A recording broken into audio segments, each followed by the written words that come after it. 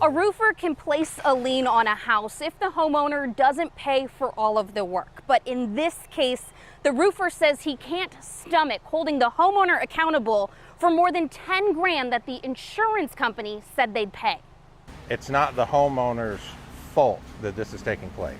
Atlanta News First Investigates first met roofer David Garner back in January. It was torn all to pieces. There was, I think, over 70 shingles that were wind creased or missing.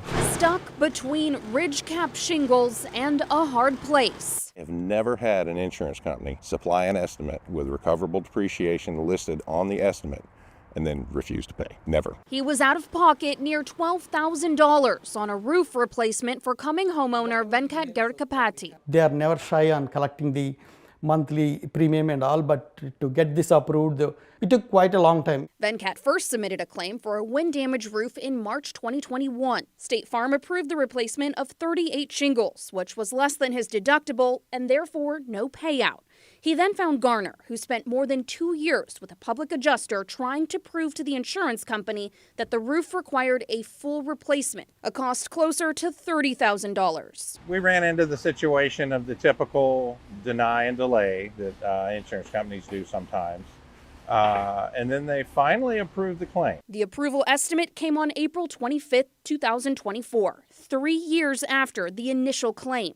With a roof replacement claim, an insurance company approves an initial actual cash value amount. Anything in addition to that would be recoverable depreciation, which isn't always included in your coverage. But Garner made sure it was in Venkat's. They gave specific instructions in the letter that came with the estimate. The approval email from a State Farm agent stated that replacement cost benefits will be issued contingent completed of roof replacement and submission of photos, certificate of completion, and or signed contract with service provider. But when Garner submitted the proof for replacement costs near $12,000, State Farm then said in an email that they weren't able to issue any benefits costs due to the contract's statute of limitations, which is 2 years of filing. What am I supposed to do? I've already built the roof. I paid for the material. I paid for the labor. Everything's done. And it's not only that I'm not going to make anything on the transaction, I've got money sitting on his roof. The homeowner's policy does state in the fine print that the work has to be done within 2 years of the date of loss. It is extremely frustrating. Looking for help, Venkat filed a complaint with the Georgia Insurance Commissioner's office. The office closed the complaint, citing State Farm's response that the roof replacement was outside of the 2-year window. The whole reason this claim took a long time to get approved is because deny and delay on the insurance part. A spokesperson for State Farm told Atlanta News First Investigates that they provided every benefit available to the homeowner within his policy. They doubled down on that statement to the insurance commissioner when Venkat filed a second complaint. They're just giving a blanket statement. The commissioner's office told us that State Farm is sticking to their decision, so they're closing the second complaint as well. You would think the insurance commission would take them to task on that, but apparently they're not.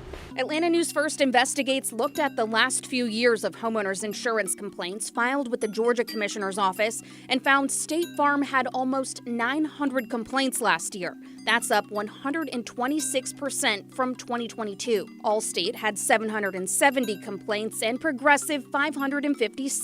The Insurance Commissioner's Office did not provide information on the outcomes of the complaints. The other option would be I could go after the homeowner for the money, but it's not his fault. He was operating in good faith just like I was. It appears that the insurance company is the only one that's not operating in good faith here.